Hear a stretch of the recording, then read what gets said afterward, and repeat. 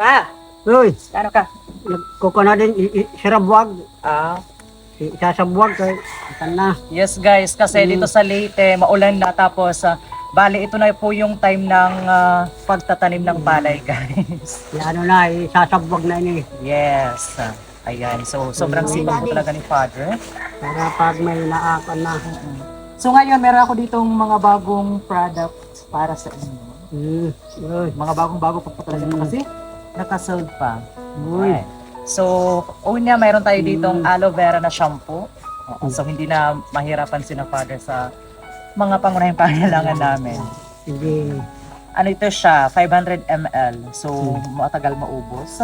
Tapos, hindi lang shampoo yung meron ka dito. Meron din ditong shower gel. Gel, Yan. Oo, gel, nakaseal pa ito siya. Mm. Shower gel. Tapos, pag may shower gel, syempre, ito pandalaki kasi ito siya. Meron ito naman yung shampoo. Yan po. Shampoo at saka shower gel. Then, ako maligo nila guys. So, syempre, meron ditong lotion. Yun. Oo, 500 ml din po ito siya, yung cookie na lotion. Mm. Tapos, meron din ditong pag gusto nilang umalis. May lotion din na 300 ml. Hindi siya mabigat, pero swak na swak tapos napakaraming laman. Mm. Tapos, syempre, mayroon din ditong Marami na. spray net para sa buhok. Ayan guys, so ngayon, ito po talaga yung pinaka the best time para makapagtanim din po tayo kasi di ba? Oo, mahirap pag walang walang palay. By the way, Mahal kasi ngayon ang mahal yung bigas ngayon. oo.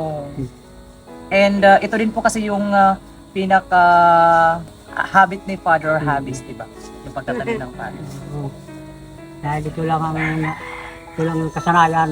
Kaya sa lahat ng mga magsasaka out there, saludo po kami sa inyong lahat and sa lahat ng mga kabataan na nanonood po sa atin today na huwag tayong magkasayang ng pagkain.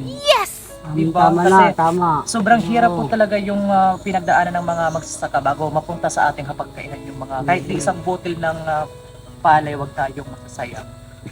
Hindi lamang dahil sa sobrang mahal na ng mga bilihin, kundi napakahirap talagang maging bigas. Napakahirap na proseso kung maging bigas yung mapupunta sa pagkainan natin. Huwag magsayang. Yan. Iaanuhin ko na to para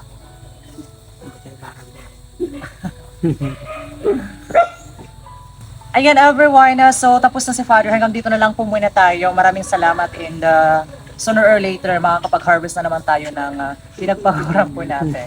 So sa panahon ngayon, kailangan po natin magtanim para may saing.